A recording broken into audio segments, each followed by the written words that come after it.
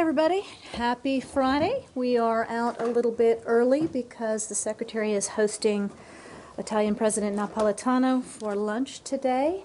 Not quite as early as we hoped to be out, but we have time for about half an hour. I know, Brad, yesterday there was some question on budget. I don't know if you want to start there. That's actually where I was going to start. So if we could get to first, we saw the letter from Secretary Kerry. Is there any understanding yet of more precisely where these cuts would be affected in the event of a sequester? Let me give you a little bit more detail with regard to how we're looking at this. A sequestration would reduce the fiscal year 2013 funding for the State Department and AID by roughly $2.6 billion overall. Cuts of this magnitude would obviously severely impact our ability to execute all of our vital missions overseas, particularly in the areas of national security, diplomacy, development. Let me give you just a few examples. A sequestration would cut foreign assistance by close to $1.7 billion. That could lead to reductions in assistance to Israel, to Jordan, to Egypt, and it could undercut our commitment to their security at such a volatile time. Sequestration would also force us to cut approximately $200 million from our humanitarian assistance accounts at the very time that we're facing growing needs in Syria, in the Horn of Africa, in the Sahel. Similarly, we could be facing cuts of some $400 million in our global health funding, particularly in the areas of having to cut back on PEPFAR funding. Funding for day-to-day operations could also face cuts of around $850 million, including reduced funding for diplomatic security. Those kinds of cuts could force very, very difficult trade-offs for us in maintaining our global security posture.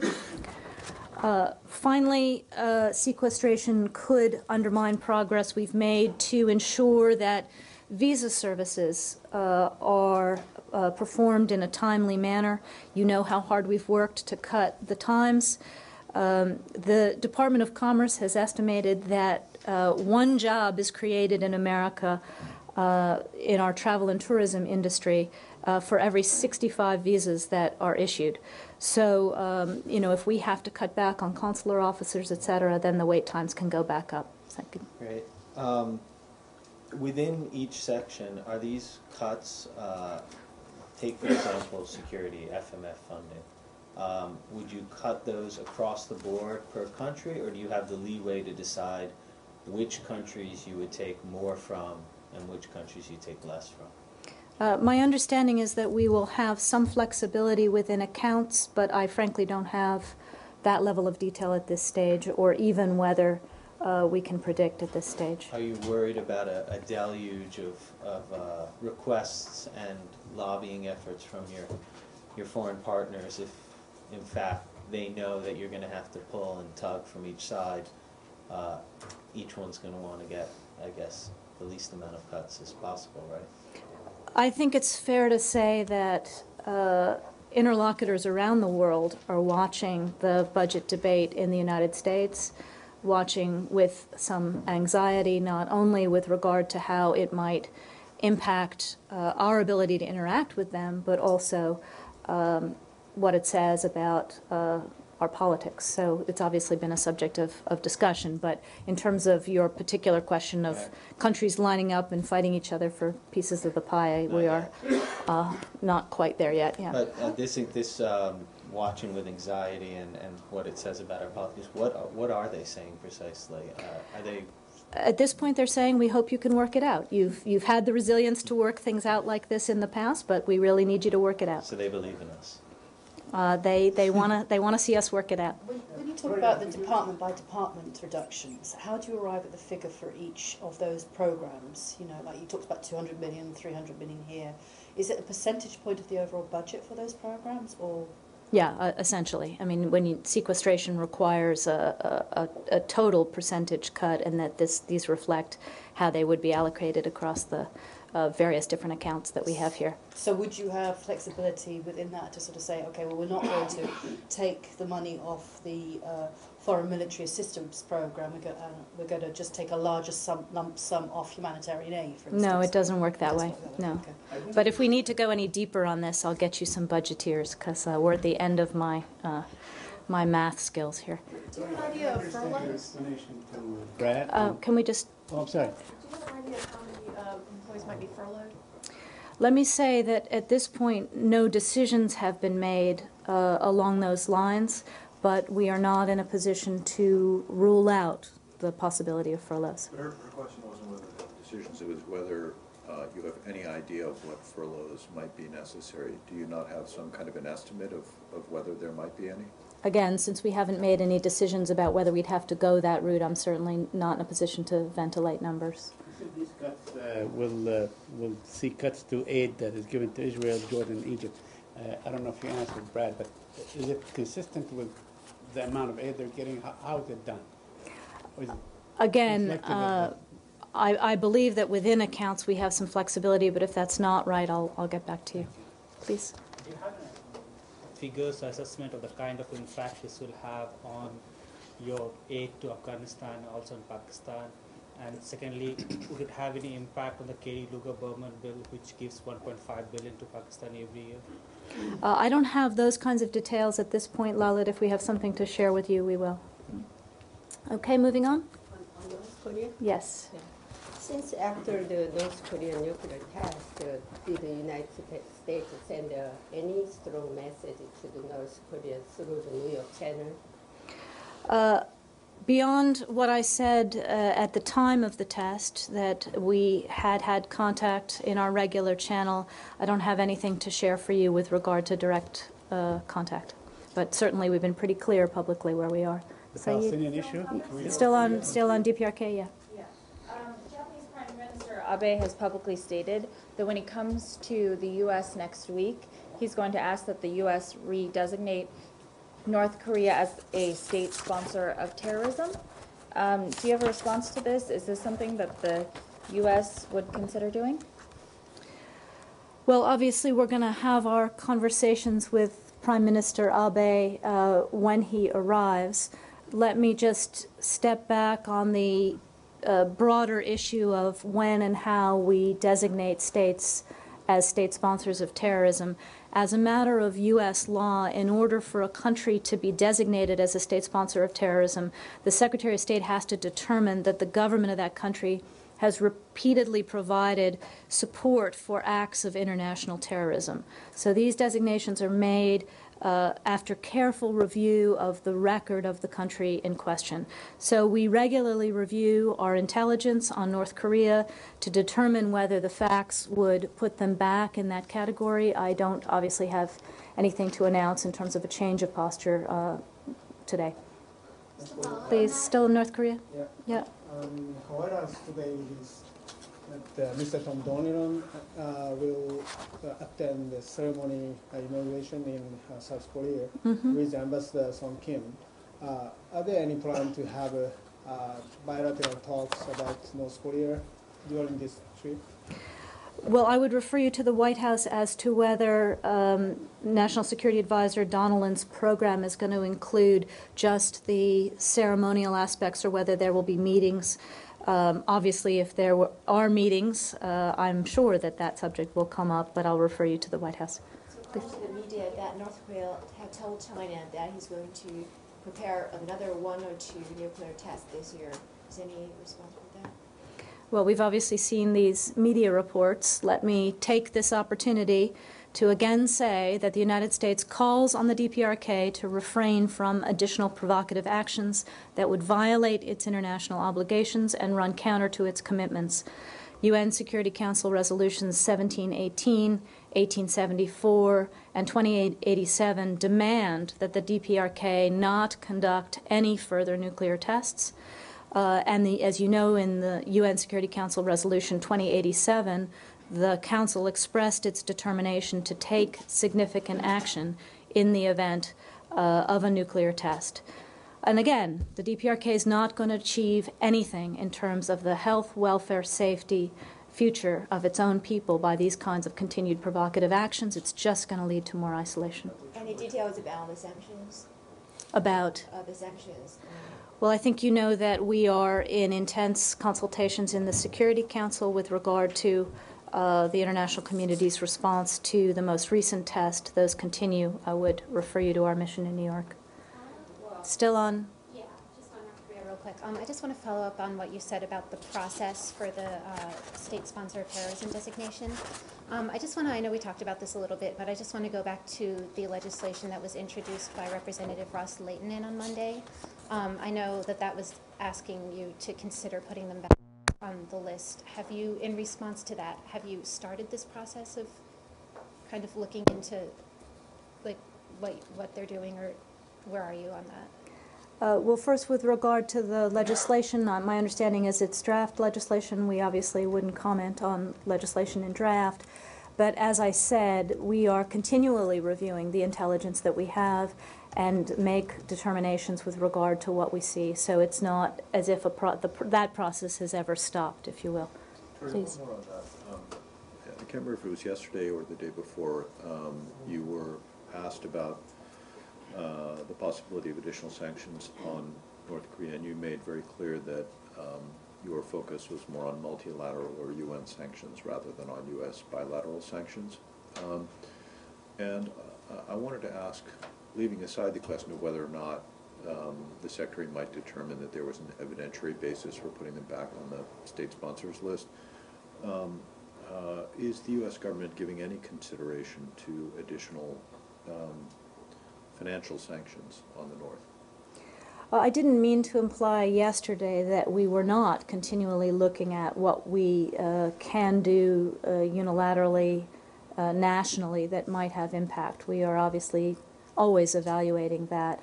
And the point that I was trying to make, Arshad, was that given the way the DPRK economy works, they're well sanctioned by us now, but they would feel it more if it were international in terms of it causing their big neighbors in particular to do more. Because there are, I mean, there are sanctions other than the state sponsors ones that the U.S. government removed from the North. For example, the Trading with the Enemy Act sanctions, which were removed. So there are still things you can do, correct? We still do have some leeway. I would say that we continue to review what will be most effective. Can I just ask you about this? Yeah. Continually reviewing. You have people every day reviewing every country in the world, whether they should be a state sponsor of terrorism, or do you already have a review underway specifically on North Korea? Countries that have a track record of past terrorist activity that have been removed from the list are regularly reviewed to check whether that kind of behavior has resumed. So let me just put it that way. Okay, so you have kind of a task force or just somebody who does a... I don't think I'm going to get into exactly the wheres and hows of this building, but let me just repeat again that with regard to North Korea, we regularly review the intelligence for resumption of terrorist activity. I think for intelligence reasons, I'm not going to get into that right here, Lalit, but I will say that with regard to the DPRK, it's something we regularly review. Sanctions on North Korea, will the United States take any VDA style of financial sanctions to pressure North Korea? I think that's the question that Arshad just asked, and I said that we continue to review what is appropriate. So why is it okay to say that you have this review of North Korea regularly, but it falls into intelligence to say if any other countries in the world are being regularly reviewed? The question had come up specifically with regard to the DPRK.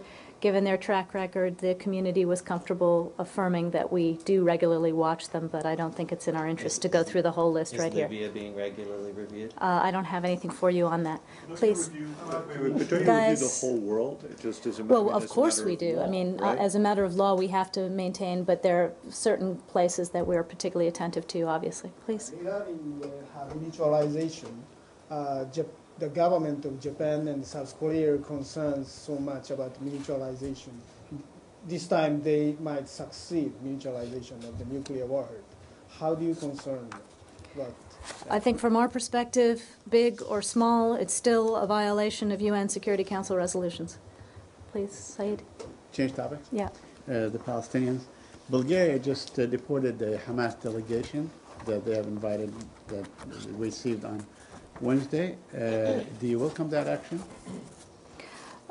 Again, this was a national decision for Bulgaria to make based on their own evaluation of their security. So it's obviously a sovereign decision for Bulgaria. Did the United States pressure Bulgaria to deport the Hamas delegation? As I said, it was a sovereign decision for Bulgaria to make. Okay, and lastly on this issue, Abbas, the president of the Palestinian Authority, said yesterday or the day before that the reconciliation talks are going forward and he's going to form a government under his presidency that includes Hamas. Is that a good thing? You know where we are on Right, this right. issue. Our position has not changed. If Hamas takes positions in the government, it will be very difficult if they do not do what is necessary, including recognizing Israel, renouncing violence, and all of those other things that we regularly state. Do you think these statements are helpful to the prospects for peace talks, especially on the eve of a high-level visit by the President and the Secretary of State? You know, Saeed, we've been here many, many times before, so we will obviously judge this by what actually happens. Please. Can you tell me who you are, please? Jake Gibson, Fox News. Right. Last night, Ambassador Rice was on the Daily Show, and she said she was given bad intelligence regarding Benghazi for the Sunday talk shows on September 15th. Yet, Defense Secretary Panetta testified on the Hill recently. He knew immediately it was terrorist-related. How can you reconcile these apparently conflicting statements? Sounds like those are questions for Ambassador Rice and the Pentagon, not for the State Department. Can I get one more? We've been clear about where we were on this, both in the Secretary's testimony and in previous testimonies. Please, Jill. Are you the impression about Mr. Lavrov? Has he returned the phone call? Have you found him? Is he missing in action? They have not yet connected by phone. Seriously, we've been asking this for so many days. Have you been asking of the Russians? I'm wondering, Jill. Well, they never answered. Did you try?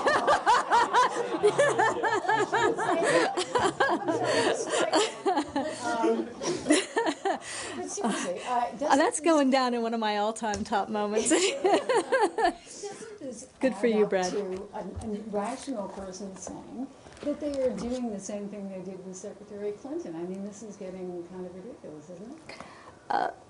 Look, as we said at that time, as I've been saying all week, we're making it clear that we would like to talk if they want to. If they are too busy or otherwise engaged, the offer stands, and we'll continue to do other diplomacy. You had told us about Secretary Kerry's, I think, first conversation with Foreign Minister Lavrov. You had said, and I didn't hear it properly at the time, that they began by talking about the importance of maintaining the relationship, of keeping lines of communication open. And I thought you said that Secretary Kerry had said that, but you said no, both of them said that. Do you find this inconsistent with Foreign Minister Lavrov having said it was important to keep lines of communication open, that he won't take the call? Again, I'm going to refer you to the Russians, but as I said earlier in the week, frankly, it's not unusual in our recent experience that when Foreign Minister Lavrov is far from his capital, he doesn't return phone calls until he gets home. So how their system works is something to ask them about. So Lavrov is not returning his calls, but has the American ambassador in Moscow made an official request to the foreign ministry that we need to talk to Mr. Lavrov? We have a regular system for making it clear that we'd like a phone call, and we are using that regular system. Go ahead, Joe. Staying in Russia and Syria as well, there have been hopes that the Russians had extended an invitation to Syrian Foreign Minister Moallem and also to Syrian opposition leader Yusuf Khatib. There's a report out today in the Washington Post that in fact neither of them are going to go to Moscow. And so it would seem that possible track is perhaps dead. Is that consistent with what you're hearing? Again, we were tracking press reports that invitations had been offered. It was frankly never clear to us whether the Russians intended that they would come together and that they would somehow midwife something. But, I refer you to the Russians with regard to that. We continue, when we can have the conversation, to talk to the Russians on multiple tracks, as I've said. First about cutting their support, military support and economic support to the Assad regime, but also about joining us in supporting what Al-Khatib has offered in terms of the talks with appropriately designated members of the regime about starting a transition. And what about on the 3B track? We haven't asked you about that for a while. Is there any movement on that? Where we left this was that Mr. Brahimi would ask for another 3Bs meeting, Brahimi, Bogdanov, Burns, when he thought it would be useful. He has not yet done that. So you suggest he doesn't think it's going to be useful?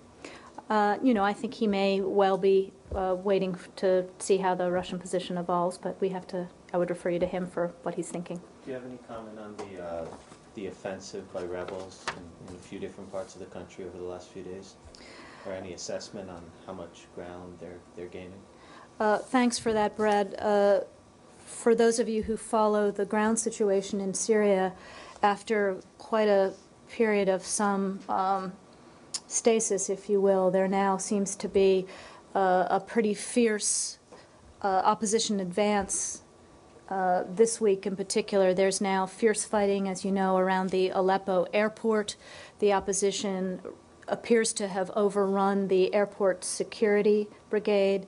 The regime is fighting back now with aerial bombardment. Not only are they hitting civilians with that, they apparently have hit some of their own forces in the kind of indiscriminate response, which shows their desperation. There's also been very fierce fighting throughout the week, not only south of Damascus, but also now to the east. So the opposition is coming at the city from two directions. And then there was the fall of Shadadeh in the east to rebel fighters. So obviously the Assad regime is under considerable pressure and fighting on multiple fronts now. And now the million-dollar question, which we always ask you in this case, and what does this tell you about the course of the war, and do you have any feeling that the days that are numbered may actually be a finite number that we can count, and the fall might happen anytime soon? Well, Brad, we've all declined to get out our crystal balls because this is obviously very difficult and nobody could be predictive about it. But I think it does speak to the points that Secretary Kerry was making earlier in the week, that Assad severely miscalculates if he thinks he has staying power beyond a certain point. And if he really cared about what was best for his country, at this point, if he cares about what's best for those on his side, he would allow a process of political negotiations to begin. Please, Samir. Did you find out about this Iranian general who was killed in Syria a few days ago? I did have something on that yesterday. I don't today, but there are reports that a senior Iranian who was helping the Syrian regime was bumped off, yeah. Jill? Victoria, just in connection with Brad's question, yeah. There are some in the region now, some diplomats who are saying that, according to what they know, Assad does now understand the dire situation that he was in, which would be different from before, where he thought that he could crush the opposition. Does the U.S. have any indication that he somehow has changed his understanding of what he's involved in?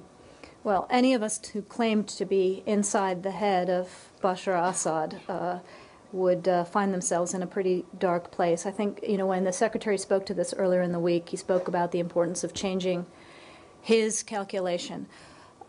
Certainly, these kinds of rebel advances, opposition advances, and the kind of pressure that the Syrian military and the forces still loyal to him must be under can't but help have an effect, at least on his forces. Whether he gets accurate reports or not, I don't know. Please. A number of days of stagnant status on the ground. Now it seems that the momentum now is shifting with the rebels. So if this continues and they have like large parcels of land, will this next step be to recognize the coalition as a government in transition? Again, Said, you've asked this before. Right. Obviously, Yeah. we have to Things see are how changing. this develops. What we are seeking here is continued strengthening of the Syrian opposition coalition in terms of its links directly into political actors and liberated communities inside Syria, so together they can take this transition forward. The issue here is when we get to the point that we are really in a transition, then we can look at some of the questions you've been asking. Okay, and lastly, very quickly, and Qatar yesterday, or the day before yesterday, took the embassy, the Syrian embassy, and turned it over to the rebels, the opposition. Is that a trend that we are likely to see? I hadn't seen that. That's obviously a decision the Qataris making. I'm going to take one more from Lalit, and then I've got to fly. This week, the number of Tibetans who have died because of self-immolation has crossed 100 mark. Is the Secretary aware about this? And when he spoke to his Chinese counterpart earlier this week on North Korea, did this issue came up?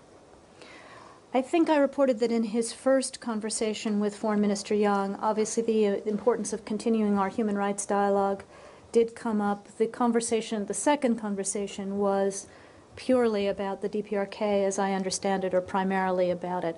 But we do note the horrific figures that you mentioned, Lalit, and we remain deeply concerned by the reports that these immolations are continuing. We call on those who are immolating to, or those who might be considering this, to think hard about whether it's the best way to express yourself. And we also, as we always do, call on the Chinese government to address its own policies in Tibet that have caused these kinds of tension and frustration. Thanks very much. Do you see any move on the part of the Chinese to address the Tibetans' concerns, or this?